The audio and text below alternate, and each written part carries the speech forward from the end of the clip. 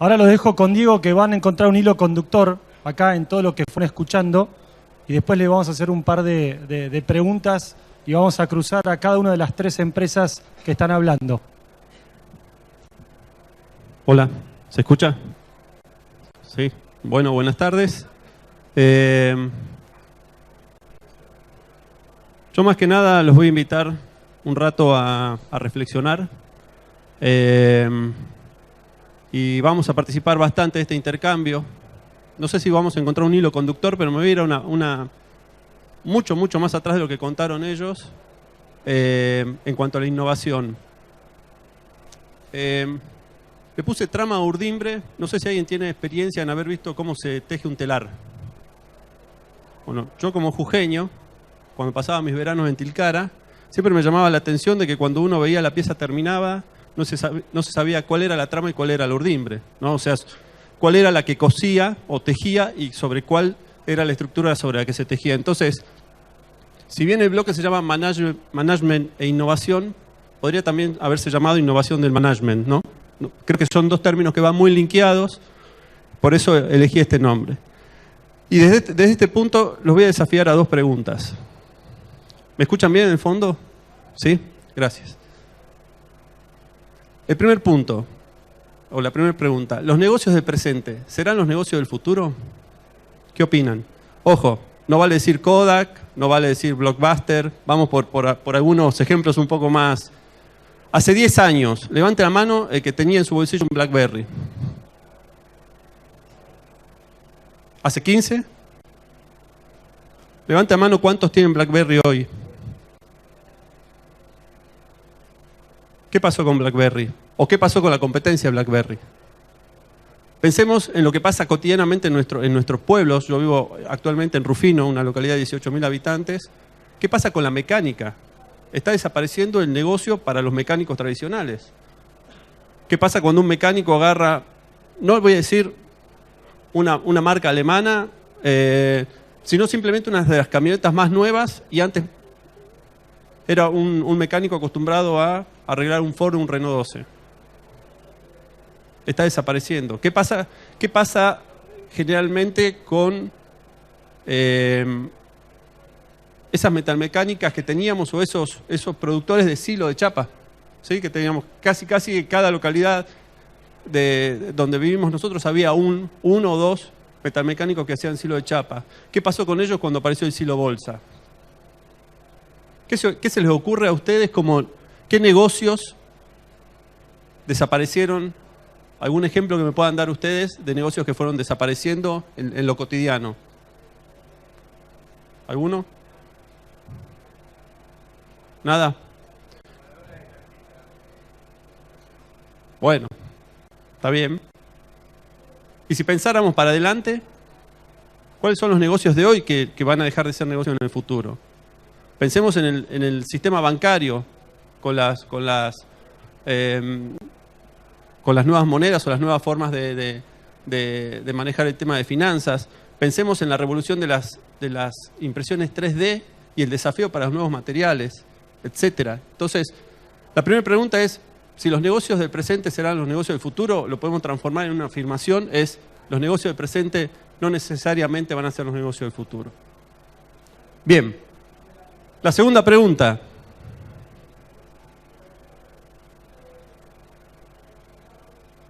Ahí está. Sin la empresa del presente, ¿tendremos empresa del futuro? ¿Qué les parece?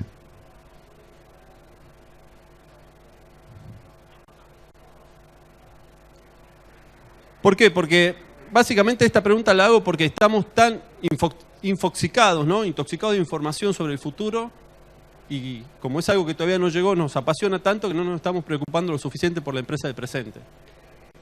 Y como empresas agropecuarias tenemos bastante para avanzar en estos temas. ¿Sí? Sin ir más lejos, pensemos en lo que pasó este año con el precio de la soja. Y qué tan profesionales fuimos en la comercialización de nuestro producto. Habiendo podido vender una soja en $300, la estamos vendiendo ahora en 210, 217. O pensemos en la gestión de personas, en cómo es la gestión de los recursos humanos dentro de las empresas. O sea, ojo, porque está buenísimo irnos hacia el futuro, que quedamos casi, les diría, como obnubilados por todo lo que está pasando, pero difícilmente podamos tener una empresa de futuro si no nos preocupamos por la empresa de presente. Ahora, esto genera una tensión. Tengo que pensar en el presente, tengo que pensar en el futuro. Como afirmaciones, para poder trascender el presente es necesario que pensemos en el futuro. La única forma de mantenernos, de trascender, de seguir vigentes, tenemos que pensar en el futuro. Pero por otro lado, es fundamental que para poder pensar en el futuro, pensemos en el presente. Esta tensión que se genera, investigando un poco algunos trabajos que fueron surgiendo, hay algunas metodologías que ya están empezando a trascender, y básicamente una de las que le quería hablar hoy es el tema de la transformación dual. La transformación dual lo que permite es ocuparnos hoy en el presente, en nuestro modelo de gestión actual, en nuestra cuestión más operativa, está más vinculada con el proceso, con la información.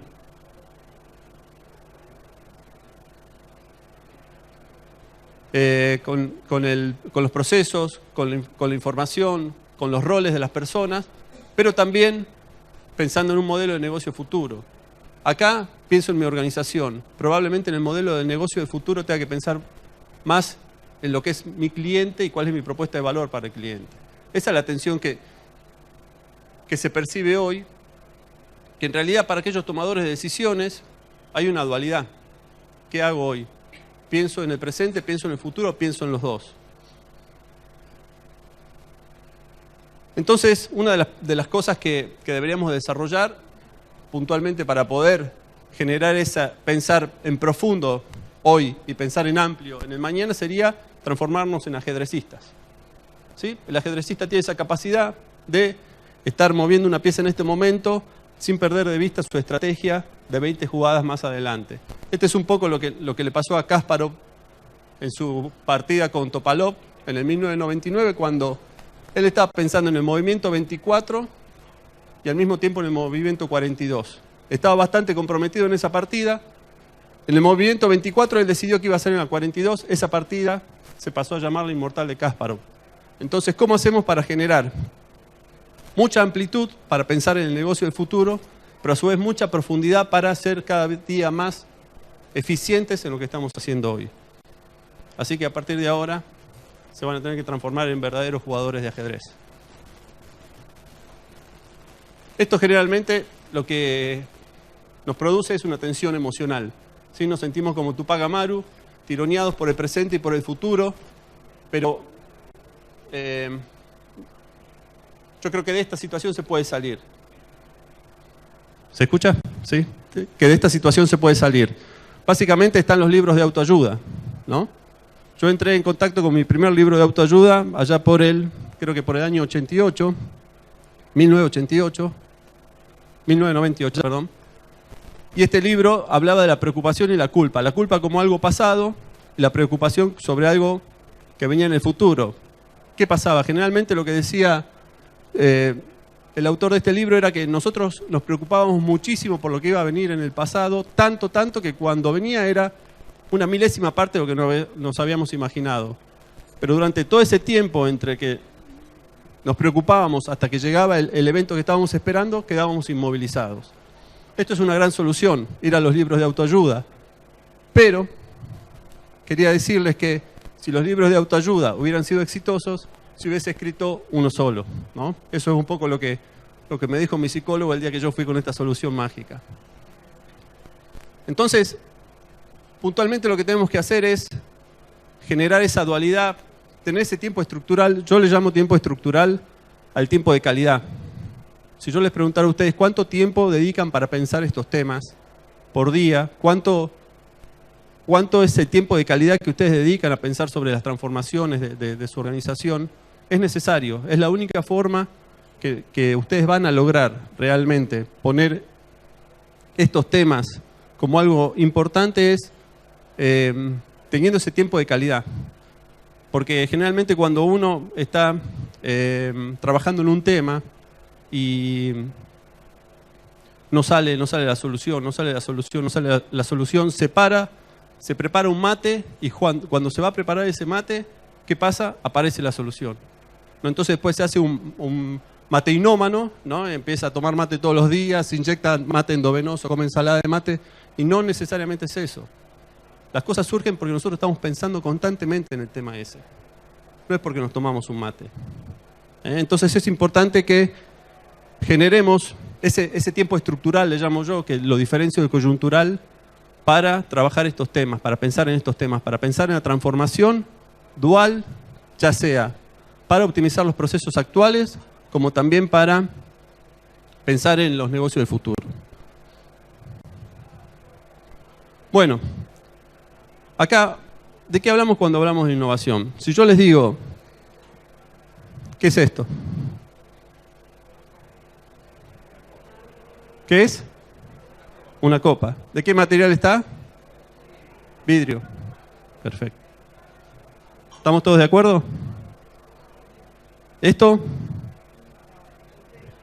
Vamos. ¿Qué es? ¿Qué hay adentro? Agua. Perfecto. Ahora yo les pregunto, ¿qué es innovación?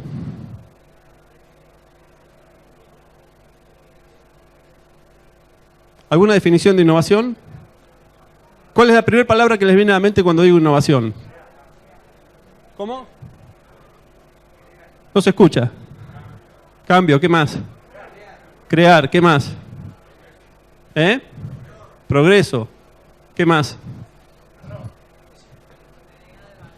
Bueno. ¿Qué es esto? Una copa. ¿Alguien tiene otra definición de copa? ¿Qué podemos decir? Que es un recipiente. ¿Sí? Está hecha de vidrio. El vidrio, bueno. Justamente, innovación es un montón de cosas y no es nada. Lo que yo voy a tratar es de traerle, desde mi concepción, una simplificación de innovación, más que nada para romper con este mito de innovación como algo, ¿no? Colgar a Fresco y Batata los 2 nanosatélites del espacio, porque no necesariamente es nada más que eso innovación.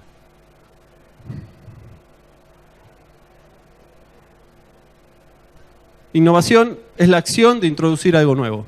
Así de simple. ¿Sí? Lo primero que nos viene a la mente es esto. Robótica, realidad virtual, reconocimiento facial, nanotecnología, machine learning, etc. ¿No? Eso es lo primero que nos viene a nosotros cuando hablamos de innovación y nos genera, en realidad, es la tecnología dura. Pero nos terminamos transformando en un barra brava del determinismo tecnológico. O sea, si no hay tecnología, no hay innovación. Ahora, hay definiciones de tecnología que también incluyen las tecnologías blandas, que son métodos, que son dinámicas, etcétera, o la innovación organizacional, que no necesariamente tiene que ver con cuestiones tecnológicas. Muchas veces definimos el cómo con la tecnología, pero el por qué está determinado y definido por una necesidad de la organización. Entonces, tenemos que romper un poco con el mito de que para que haya innovación tiene que haber sí o sí tecnología. No nos tenemos que poner en barra bravas con respecto a esto. Ahora, fíjense una definición que la OCDE la adopta en el 2005 en el Manual de Innovación, pero es una definición que viene desde 1912, ya, de Schumpeter, cuando habla de que una innovación es la introducción de un nuevo, significativamente mejorado producto, proceso, método de comercialización o método organizativo. Es simplemente eso. Acá puede haber tecnología transversal o no puede haber tecnología, no necesariamente hay tecnología. Pero la definición más simplificada de innovación para mí es la de creación de nuevo valor que esté disponible y que sea útil. Es crear nuevo valor. ¿Y por qué digo disponible? Porque si no está disponible al alcance de todos, es un invento. Y si no es útil, es una excentricidad. ¿Sí? Entonces una definición, como para simplificar el concepto de innovación, es la creación de nuevo valor disponible y útil. ¿Cómo venimos? ¿Bien? Bueno.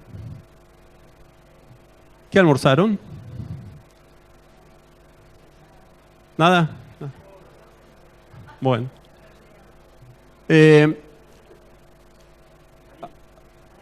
Avanzando con esto, fíjense esta definición de la originalidad estratégica. Esto es lo que es innovación organizacional. La originalidad no tiene que ver con ser el primero. Tiene que ser con que sea algo nuevo para la organización que lo pone en marcha. ¿Se entiende? O sea, puede estar desarrollado o no por la organización. Lo que sí es necesario que no haya estado, para que sea una innovación, es que ya no haya estado implementado en la organización. Por ejemplo, cuando los Prodermanos nos mostraban la cantidad de sellos de calidad, cada uno de esos sellos de calidad fue una innovación para Proderman. Entonces no necesariamente lo tengo que desarrollar yo, sí tiene que ser con algo original, con algo que no esté funcionando. Y es una originalidad estratégica básicamente porque para implementar esa innovación tiene que haber una decisión estratégica. Y esa decisión estratégica tiene que tener un alto compromiso de la dirección, o sea, de las personas que dirigen las empresas. Ese estilo de liderazgo cambia sustancialmente, porque hoy el líder que promueve la innovación dentro de su organización cambia su estilo de liderazgo hacia un liderazgo basado en los propósitos, en el para qué de las cosas, no tanto en el cómo. El cómo es parte del desarrollo.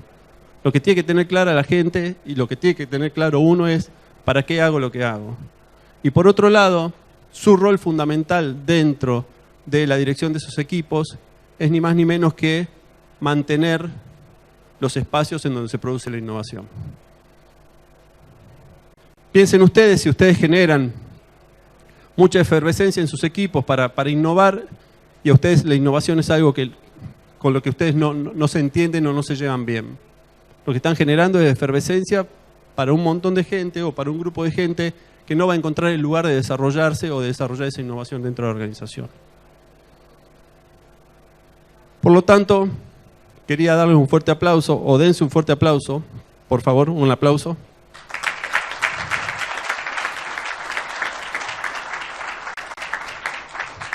Bienvenidos. Han sido llamados a gestionar la innovación de sus empresas, de los equipos de sus empresas y de las personas de los equipos de sus empresas. Ahora bien, no necesariamente se tienen que sentir cómodos con esto. Yo les diría que si vemos la distribución de implementaciones de innovación de Rogers, hay un 16% que se siente cómodo con el tema de innovación. O sea que podríamos decir, si la sala estuviese llena, las 4 primeras filas estarían como chancho en el barro, contentísimos con esto. Ahora yo voy a hablar para el resto, para los escépticos, para aquellos que son pragmáticos, más conservadores o que realmente no se sienten cómodos con el tema de innovación. La única forma en que tenemos de transformarnos de Tupac Amaru, tensionado por 4 caballos, ¿sí?, en una tensión creativa es a través de la intencionalidad. La intencionalidad es hacer que las cosas sucedan, ni más ni menos que eso. Ahora, ¿cuál es el requisito para hacer que las cosas sucedan? Poner este tema en agenda. Si no está en agenda, no es un tema relevante, y si no es un tema relevante, difícilmente yo le pongo intencionalidad. Entonces, lo principal para trabajar en temas de innovación y de transformación adentro de la empresa es que el tema esté puesto en agenda. Ahora, para que un tema esté puesto en agenda, generalmente hay que cumplir con 3 requisitos, ¿sí? El primero es que tenga autonomía, libertad para hacerlo. Y acá les voy a contar una pequeña anécdota. Cuando yo era asesor CREA, en la zona de Trenquelauquen y en la zona de La Pampa, lo que trabajábamos muchísimo era sobre el tema de educación. Llevábamos me acuerdo, a la fundación de Facundo Manes, estuvo capacitando 100 docentes en neurociencias y neuroeducación. Diego Golombek, otro de las personas más reconocidas en el tema neurocientífico. Generamos, me acuerdo que en ese momento había un teatro con 500 docentes capacitándose. Los docentes volvieron a la escuela.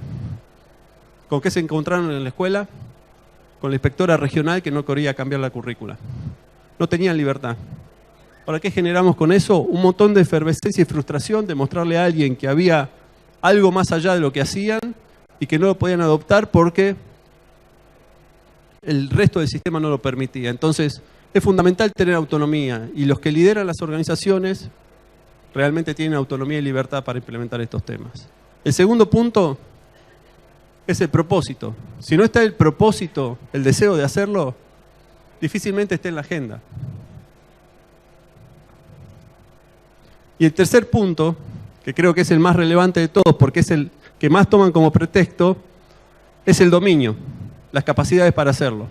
Yo eso no sé, entonces no me meto, ¿sí?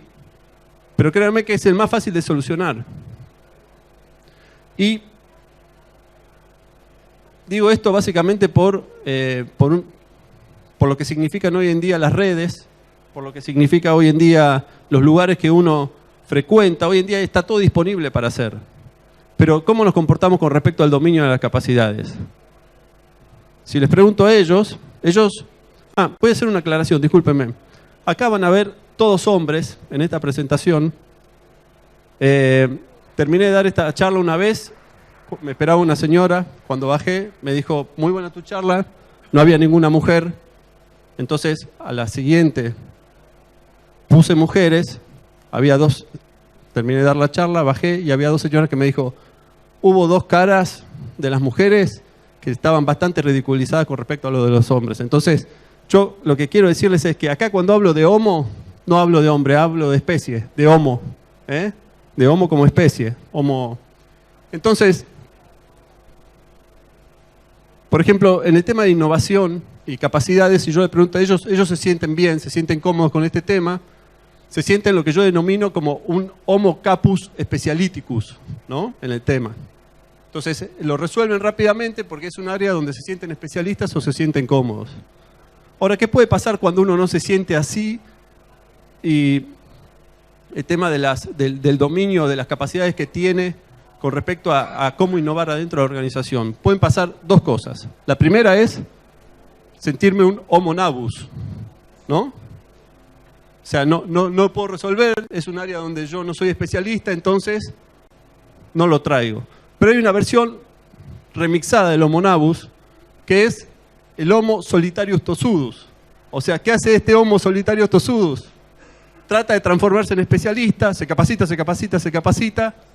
Cuando se capacita y sabe todo lo que tiene que hacer, el problema es otro. Entonces, llegamos al punto de que podemos ser especialíticos o si no, homo sapiens, nosotros mismos, es que no podemos resolver, no está mal que no podamos resolver algo. Créanme, o sea, nosotros por deformación profesional, que tenemos todo tan bajo control que sabemos que sembramos la soja y que vamos dentro de 5 días y que aparece, o que sembramos el maíz, que la distancia son 5 platas por metro, etcétera. Queremos tener tantas variables bajo control que nos cuesta decir que no podemos resolver algo. Entonces, el primero era el specialiticus, el segundo era el homo sapiens. No reconozco algo y ¿cómo actúa el homo sapiens? Se transforma en un homo practicus. ¿Qué hace el homo practicus? Es aquel que tiene la capacidad de recurrir a las personas que ya solucionaron lo que le está pasando. Así de sencillo. Se enrieda. Cuando digo se enrieda, no se enrieda con él mismo, se enrieda con las redes de los otros. Y créanme que esto es de mucho valor, porque cuando yo me contacto con alguien que solucionó eso, no solamente estoy más cerca de la solución o de la respuesta al desafío, sino que también me estoy apoderando de la red del otro. Entonces ahí se multiplica el conocimiento. ¿Se entiende? Entonces, fundamentalmente lo que tenemos que hacer es actuar. Aquellos que no son especialistas, seamos prácticos. Hoy todo esto está disponible. Entonces, cuando vuelvo al ejemplo del ajedrez, no necesariamente tienen que aprender a jugar al ajedrez para generar esa mente dialéctica que les dé profundidad y amplitud. Para eso están los equipos. ¿Cuántas veces invitaron a un arquitecto o a un diseñador gráfico a que los ayude a armar el presupuesto económico?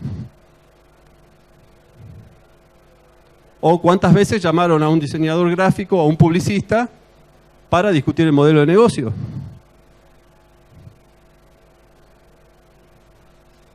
En la diversidad era un poco lo que comentaba Matías. Tenemos que empezar a mezclarnos, tenemos que empezar a enredarnos. Y créanme que es fantástico el tema de cuando yo encuentro una persona que me puede dar una solución, porque les vuelvo a repetir, me estoy apoderando de toda la red de ellos. Estamos a 3 personas de cualquier persona en el mundo. Entonces, ya para terminar, si bien esto está más o menos solucionado con el armado de la red, va a haber algunas cosas que sí van a tener que modificar para poder trabajar en la transformación de sus empresas o desarrollar, porque estas sí son cuestiones inherentes a las personas que dirigen las empresas. Y para que no suene tan blando, tuve que poner las 4C, las 7P, vieron que eso nos genera como, nos da un poco más de seguridad cuando empezamos a poner números, ¿no? Entonces, las 4C en este caso son coraje para cambiar. Si no hay coraje para cambiar, ni empezamos. El segundo punto es la claridad para mantener el foco.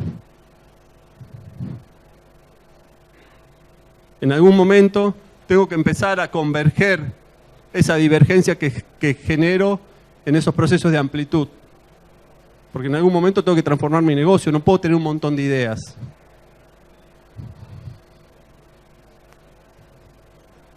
La curiosidad para explorar, propia y ajenas, genera esa cultura de curiosidad. Y la convicción para perseverar. ¿Sí? Esto no se soluciona con un mate, son procesos largos. Y sobre todo en lo que es innovación organizacional hay que tener en cuenta que donde trabajan los humanos, donde trabajamos los humanos, las soluciones son incompletas. ¿Qué quiero decir con que las soluciones son incompletas? Que seguramente no sea ni el 100% ni el 0%. Que las soluciones estén en un punto equidistante o alguien tenga que sacrificar algo. ¿Sí? Ese es un concepto central. Cuando yo trabajo en innovación en las organizaciones, las soluciones no son completas. Y fundamentalmente lo que tenemos que hacer en estos casos es poner el tema en agenda. Muchas gracias.